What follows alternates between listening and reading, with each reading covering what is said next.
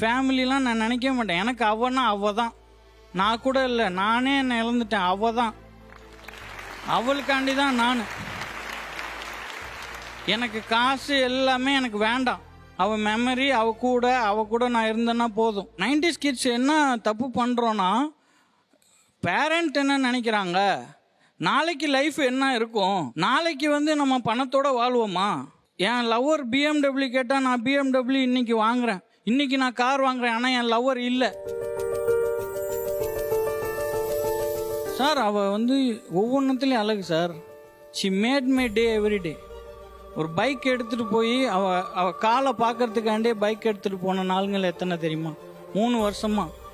Evening வெள்ளிக்கிழமை evening அந்த கோயில் வாசலில் அவள் காலை பார்க்கறதுக்கு 3 மணி நேரம் நிற்பேன். மதியமே போயிடுவேன். அந்த மாதிரி கொண்டாடி ஒவ்வொரு அணுவாக ரசித்து ஒவ்வொரு ஃபீலிங்காக ஷேர் பண்ணி இருந்ததுலேருந்து எப்படி என்ன வெளில வர சொல்கிறீங்க? ஆக்சுவலாக இது பார்த்தீங்கன்னா 90s கிட்ஸோட ஒரு டிப்பிக்கல் மைண்ட் செட் தான் இது. இவங்க எல்லாரையும் பேசினதோட மொத்த சம்மப் தான் பேசினவர். இது ஒரு உன்னதமான ஒரு விஷயம். ஏன்னா என்னோட காதலி என்னை விட்டு போயிட்டாங்க, இல்லை ஏதோ ஒரு சூழ்நிலை போயிட்டாங்கன்னா கேரக்டர் ஸ்லாண்டர் நடக்கும். அது அவங்க கேரக்டரை மோசமாக பேசக்கூடியது. ஆனால் இங்கே பேசினவங்க எல்லாருமே கேமரா இருக்குன்னா இல்லை, அவங்க மனசுலேருந்தே பார்க்கும்போது அப்படி ஒரு ஒன்றும் இல்லை. மனதில் இருந்துன்னா கேமரா இருக்கோ இல்லையோ ஏதோ ஒரு பாயிண்டில் வெளிப்பட்டுரும். ரொம்ப நேரம்லாம் மாஸ்க் போட்டோ மேக்கப் போட்டோ ஏமாற்ற முடியாது. அந்த மேக்கப் மாஸ்க் எதுவுமே இல்லாதவங்க தான் ஆக்சுவலாக 90s கிட்ஸ். நான் அப்படி தான் பார்க்குறேன். நான் அதை நீங்கள் 90s கிட்ஸோடைய காதலை எப்படி பார்க்குறீங்க? சக 90s கிட்டா சக 90s கிட்டா பேசிக்கா 90s கிட்ஸ் கிட்ட இருக்க பிரச்சனை இல்லை, அது அவங்க கிட்ட இருக்க ஒரு டிசிப்ளினாவும் டீசென்சியாகவும் பார்க்குறேன். ஒரு லவ் இருக்கு, ஒரு பொண்ணை ரொம்ப பிடிச்சிருக்கு அப்படின்னா போய் அப்ரோச் பண்ணுறதுக்கே அவனுக்கு ஒரு 6 மாதம் தேவைப்படும். அந்த பொண்ணு திரும்பி பார்க்குதோ இல்லையோ, இவன் நின்று ஓரமா நின்று அதை பார்த்துக்கிட்டே இருந்திருப்பான். ஸோ அதை பிரேக் பண்ணுறது யார் பண்ணுவாங்கன்னா ஃப்ரெண்ட்ஸ் தான் பண்ணுவாங்க. நேராக போய் அவனை பார்த்துட்டே இருக்கான், அவன்கிட்ட பேசணுன்றான் அப்படின்றத ஃப்ரெண்ட்ஸ் தான் சொல்லுவாங்க.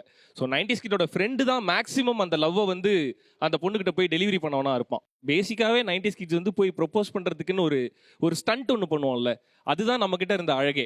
வாரமானா வெள்ளிக்கிழமை அந்த பொண்ணு கோயிலுக்கு வரும் அப்படின்னு தெரிஞ்சுட்டு வாசல்லே நின்றுட்டு அந்த பொண்ணோட சைக்கிளில் இருக்க கூடையில் ஃபோன் நம்பர் எழுதி போடுறதுலேருந்து ஆரம்பிச்சு அந்த பொண்ணோட வீடு எங்கே இருக்குன்னு ஃபாலோ பண்ணி போய் கண்டுபிடிச்சி அந்த வாசலில் ஓரமாக நின்று பார்த்துட்டே இருந்துருக்கு. நம்ம கூடவே ஒரு 4 நண்பர்கள் இருப்பாங்க, அவங்களும் டெய்லி வாசலில் நிற்கிறவங்களா தான் இருந்திருப்பாங்க. ஸோ அந்த மாதிரி போய் அப்ரோச் பண்ணுற வரையும் அந்த ஸ்டண்ட் எல்லாத்தையுமே அந்த பொண்ணு பார்த்துருக்கும். அந்த பொண்ணு நம்மளோட முகத்தையும் நம்மளோட அப்பீரன்ஸையும் பார்த்துருக்காது. நம்ம கொடுக்குற ட்ரை இருக்குல்ல, அந்த ட்ரையை கண்டிப்பாக அந்த பொண்ணு பார்த்துக்கிட்டு தான் இருந்திருக்கும். அந்த பொண்ணுக்கு நம்ம என்ன ட்ரை பண்ணுறோன்றது கண்டிப்பாக தெரிஞ்சு தான் இருந்திருக்கும். ஸோ அந்த விதத்தில் எல்லா ட்ரையும் இந்த 90s கிட்ஸ் பண்ணியிருப்பாங்க.